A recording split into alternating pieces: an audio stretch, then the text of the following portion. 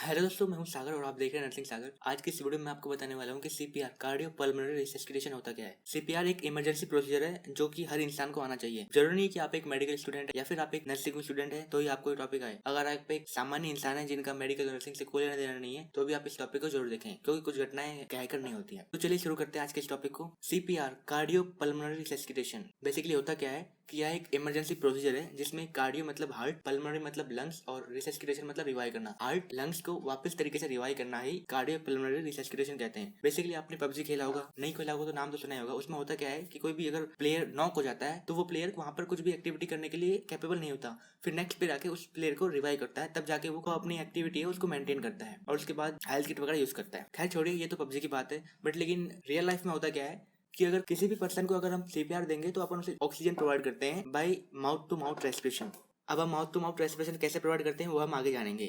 CPR को अपन BLS basic life support के नाम से भी जानते हैं। और जैसा कि मैं बता चुका हूँ कि ये एक इमरजेंसी लाइफ सेविंग प्रोसीजर है जो कि परफॉर्म किया जाता है पर्सन की जो ब्रीथिंग है और सर्कुलेशन को वापस तरीके से चलाने के लिए। नेक्स्ट पॉइंट है कि it helps provide oxygen to vital organ until help arrived. मतलब कि जो सीपीआर है वो ऑक्सीजन प्रोवाइड करता है हमारे शरीर के वाइटल ऑर्गन्स को जब तक कि वहां पर कोई भी मेडिकल या फैसिलिटी वहां पर आ नहीं जाती। अब नेक्स्ट है इंडिकेशन। इंडिकेशन का मतलब है कि हम कार्डियो पल्मोनरी रिसस्सिटेशन किस कंडीशन में करेंगे। तो सबसे पहला इसमें कार्डियक अरेस्ट। अगर किसी भी इंडिविजुअल को कार्डियक अरेस्ट आया हुआ है तो अपन उस कंडीशन में उसको सीपीआर देंगे। नेक्स्ट है रेस्पिरेटरी अरेस्ट। फिर है सीओ पॉइजनिंग। अगर किसी भी इंडिविजुअल को सीओ पॉइजनिंग हुई हो तो उस कंडीशन में अपन उसको सीपीआर देंगे। नेक्स्ट है कोई भी एक्सीडेंट हुआ हो या फिर कोई भी रोड ट्रैफिक एक्सीडेंट हो गया, उस कंडीशन में अपन उस इंडिविजुअल को सीपीआर देंगे। कोई भी इंजरी हुई हो उस कंडीशन में अपन उसको सीपीआर देंगे। नेक्स्ट है इलेक्ट्रिक शॉक लगाओ। किसी भी इंडिविजुअल को इलेक्ट्रिक शॉक लगाओ तो अपन उस कंडीशन में भी उसको सीपीआर देंगे। नेक्स्ट है फॉरेन बॉडी एस्पिरेशन। फिर है ड्रग्स रिएक्शन या फिर ओवरडोज। कोई भी ड्रग्स अपन लिए हो और उसका ओवरडोज हो गया हो या फिर कोई रिएक्शन कर गई हो तो उस कंडीशन पे अपन सीपीआर दे सकते हैं। तो ये सारी वो कंडीशंस थी जिसमें अपन सीपीआर प्रोवाइड कर सकते हैं। नेक्स्ट है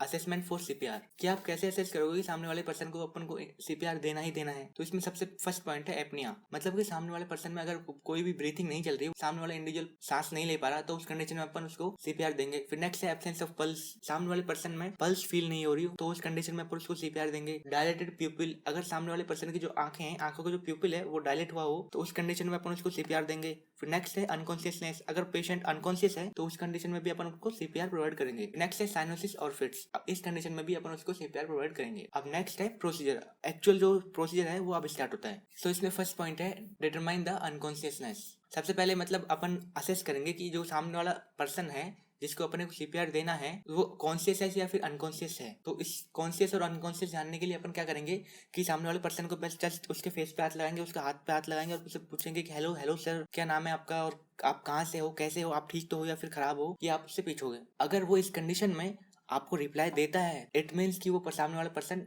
ठीक है, उसे सीपीआर की कोई भी जरूरत नहीं है। लेकिन अगर वो पर्सन आपको रिप्लाई नहीं देता है तो आप क्या करोगे? तो इस कंडीशन में आप उस पर्सन की पल्स है उसको चेक करोगे। फिर नेक्स्ट पॉइंट है असेस पल्स। आपको उस पर्सन की पल्स चेक करनी है और जो पल्स है वो 5 से 10 सेकंड के अंदर ही चेक करनी है, क्योंकि ये इमरजेंसी प्रोसीजर है और अगर आपने डिले हुए तो उस व्यक्ति की जान को भी खतरा हो सकता है। तो आपको तुरंत उस पर्सन की पल्स चेक करनी है। अगर कोई एडल्ट है तो उसकी आप कैरोटिड पल्स चेक करोगे और अगर कोई भी चाइल्ड है तो उसकी आप फीमोरल पल्स चेक करोगे और अगर इन्फेंट है तो उसमें आप ब्रेकियल या फिर फीमोरल पल्स भी चेक कर सकते हो। और अगर उस सामने वाले पर्सन में पल्स भी एब्सेंट है तो उसके बाद आप चेस्ट कंप्रेशन है वो परफॉर्म करोगे। अब चेस्ट कंप्रेशन आपको कैसे परफॉर्म करना है? सबसे पहले आपको चेस्ट कंप्रेशन देने से पहले जो भी सामने वाला पर्सन है उसको खतरे की जगह से या फिर कोई जैसे कि सड़क पे एक्सीडेंट हुआ है तो एक्सीडेंट की जगह से तुरंत आपको सड़क के साइड में लेटाना है, या फिर कहीं पे कोई भी बिल्डिंग वगैरह डैमेज वगैरह हो गई हो तो उस कंडीशन में भी आपको उससे उस जगह से दूर लेके जाना है। और फिर वहां पे जाके सबसे पहले आपको पेशेंट को जमीन पर लेटा देना है। फ्रीम एंड फ्लैट सतह पर आपको उसको लेटा देना है जमीन पर और उस पर्सन को आपको सुपाइन पोजीशन में लेटाना है। उस पर्सन को सुपाइन पोजीशन में लेटाने के बाद आपको कुछ इस तरीके से बैठना है और अपने हाथों को कुछ इस तरीके से करना है और उसके बाद उसके चेस्ट पर आपको कंप्रेशन देने हैं। अब आपके सामने एक टेबल होगी तो आप इसमें देख सकते हो कि आप किस हिसाब से चेस्ट कंप्रेशन प्रोवाइड करोगे। जैसा कि आपको दिखाई दे रहा है यहाँ पे चेस्ट कंप्रेशन, अगर कोई एडल्ट है तो आप उसमें 2 हाथ से कुछ इस तरीके से चेस्ट कंप्रेशन परफॉर्म करोगे। अगर वहाँ पे कोई चाइल्ड है तो आप उसमें 2 हाथ से या फिर 1 हाथ से भी चेस्ट कंप्रेशन परफॉर्म कर सकते हो। और अगर वहीं वहाँ पर कोई इन्फेंट है तो आप 2 फिंगर या फिर 2 अंगूठों से वहाँ पर चेस्ट कंप्रेशन परफॉर्म कर सकते हो। अब है इसमें कि कंप्रेशन करने की जगह कि आप कहाँ पर कंप्रेशन करोगे, तो जस्ट सामने है lower half of the stannum, जो भी स्टेनम है आपकी, जो स्टेनम है बोन है उसके जो हाफ में, लोअर हाफ में, जब लोअर के जस्ट हाफ में आप वहाँ पे चेस्ट कंप्रेशन करोगे, या फिर ये कह सकते हो कि बिटवीन निप्पल लाइंस, जो आपकी जो निप्पल लाइंस है दोनों, उन दोनों के बीच में, या फिर आप ये कह सकते हो कि सेंटर ऑफ द हार्ट, जो हार्ट है उसके बिल्कुल सेंटर में। ये तो बात होगी एडल्ट की।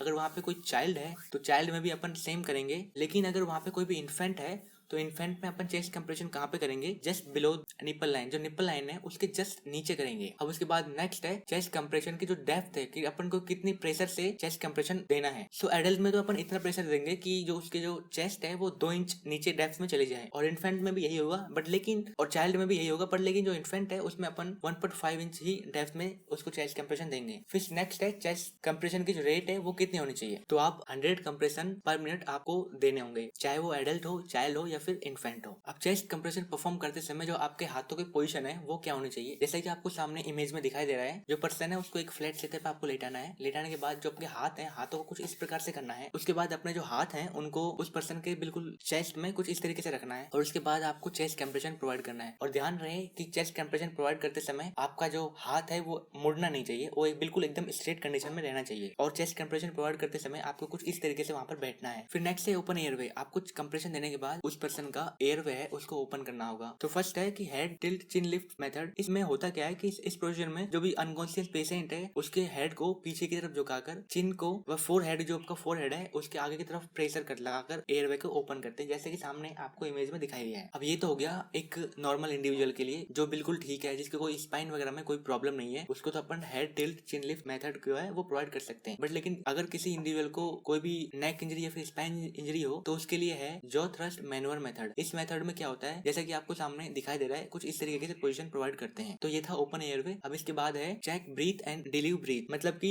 आपको जो उस पेशेंट को ब्रीथिंग देनी है। अब आप उसको ब्रीथिंग कैसे दोगे, सबसे पहले तो आप क्या करोगे, जो पर्सन है उसके जो नोज है उसको पिंच करोगे, मतलब उसको कुछ इस तरीके से दबा लोगे कि उसके नोज से एयर ना निकले, और फिर उसके बाद उस इंडिविजुअल को माउथ टू माउथ रेस्पिरेशन दोगे, जैसा कि सामने आपको दिखाई दे रहा है। कुछ इस तरीके से आपको वहां पर उस पर्सन में माउथ टू माउथ रेस्पिरेशन देनी है। और जब आप रेस्पिरेशन दे रहे हो तो जो उसके जो पर्सन है उस पर्सन का हर रेस्पिरेशन में जो चेस्ट है वो राइज करना चाहिए, उठना चाहिए, तभी वो रेस्पिरेशन फुली काउंट माना जाएगा। अब आपका जो कंप्रेशन है और ऑक्सीजन देने का रेशियो है वो कितना होना चाहिए, तो जैसा कि सामने आपको टेबल दिखाई दे रही है, अगर वहाँ पे कोई भी एक बचाने वाला है, एक रेस्क्यूअर है, तो आपको क्या करना है कि जो एडल्ट है उसमें आपको 30 कंप्रेशन देने हैं, मतलब कि 30 बार चेस्ट को प्रेस करना है, कंप्रेस करना है। उसके बाद आपको 2 बार रेस्पिरेशन देनी है। आपने 2 बार रेस्पिरेशन दी, उसके बाद सबसे पहले आपको कंप्रेशन देना है 30 बार, उसके बाद आपको 2 बार रेस्पिरेशन देनी है, माउथ टू माउथ रेस्पिरेशन देनी है। उसके बाद आपको दोबारा 30 बार कंप्रेशन देनी है, फिर आपको 2 बार रेस्पिरेशन देनी है, फिर आपको कंप्रेशन करना है, फिर आपको रेस्पिरेशन करना है। इस तरीके से आपको बार बार करना है, और ये आपको कब तक करना है, जहाँ तक जब तक वहाँ पर कोई भी मेडिकल फैसिलिटी आ नहीं जाती। ठीक है, ये हो गया एडल्ट के लिए। उसके बाद एक चाइल्ड के लिए, चाइल्ड के लिए भी यही रहेगा 30 चेस्ट कंप्रेशन और 2 रेस्पिरेशन। उसके बाद इन्फेंट में भी यही रेशियो रहेगा 30 कंप्रेशन और 2 रेस्पिरेशन। ये तो हो गया वहाँ पर कि बचाने वाला वहाँ पर एक है, एक रेस्क्यूअर है, तो आप 30 रेशियो 2 के हिसाब से उसको कंप्रेशन और रेस्पिरेशन दोगे। बट लेकिन अगर वहाँ पे बचाने वाले 2 हैं तो किस हिसाब से दोगे, तो अगर वहाँ पे कोई एडल्ट है जिसको आपको सीपीआर देना है तो उसमें तो आप करोगे 30 कंप्रेशन करोगे और उसके बाद 2 रेस्पिरेशन दोगे। एक इंडिविजुअल कंप्रेशन करेगा और दूसरा रेस्पिरेशन करेगा। 30 कंप्रेशन फिर 2 रेस्पिरेशन, फिर 30 कंप्रेशन फिर 2 रेस्पिरेशन। लेकिन वहाँ पर अगर कोई चाइल्ड है उसमें क्या होगा, 15 कंप्रेशन और उसके बाद 2 रेस्पिरेशन। बचाने वाले 2 हैं तो चाइल्ड में क्या होगा कि 15 कंप्रेशन होंगे और उसके बाद 2 रेस्पिरेशन होंगे, फिर 15 कंप्रेशन फिर 2 रेस्पिरेशन, और फिर सेम ऐसे ही अगर वहाँ पे कोई इन्फेंट है 15 कंप्रेशन 2 रेस्पिरेशन, 15 कंप्रेशन और फिर 2 रेस्पिरेशन। तो यहाँ पे आपको क्लियर होगा कि बचाने वाला एक है तो 30 रेशियो 2,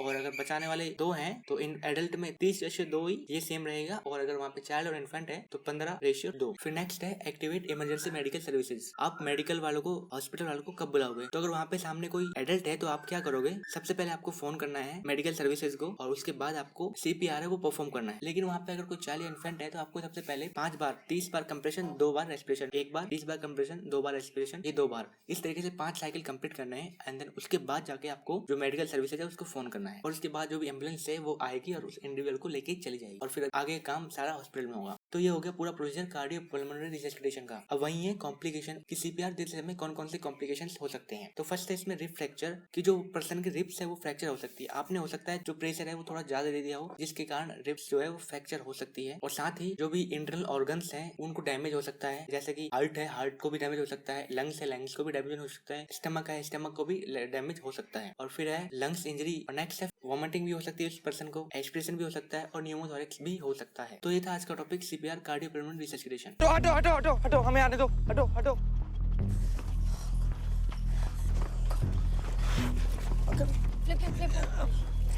अंकल अंकल आप ठीक हो? अंकल आप सुन सकते हो? अंकल आप ठीक हो? रिस्पॉन्स नहीं है। Uncle Someone call an ambulance, please. Uncle आप ठीक हो? Carotid pulse check करो निशांत। हाँ नहीं, पल्स नहीं है, पल्स नहीं है। अंकल ब्रीथिंग भी नहीं है। अंकल ये cardiac arrest है guys. We'll have to perform CPR right now.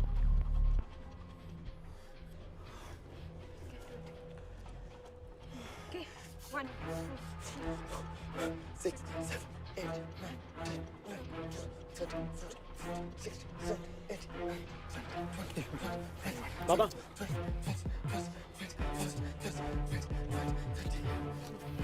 yeah.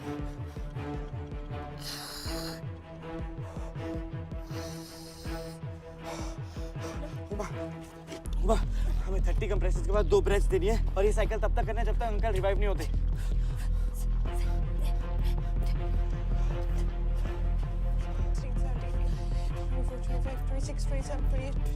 30 head tilt कर और ब्रेथ में एयर लीक नहीं होना चाहिए। ब्रेथ नहीं आ रही, ब्रेथ नहीं आ रही।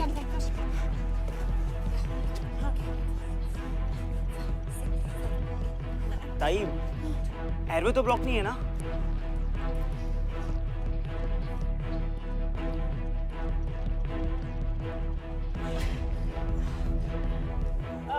God.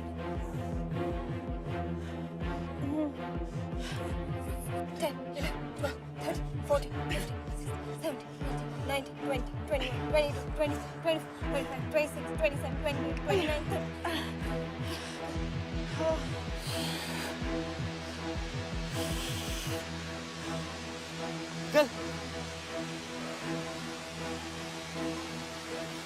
Uncle uncle uncle Yeah, he's uncle उठ गए, अंकल उठ गए। आराम से हाँ, आराम से।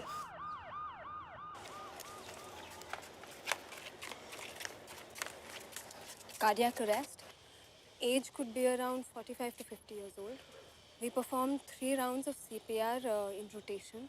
After that, the breathing began. Slight bruising on the arm due to fall. Chances of deeper bruising on the head due to fall.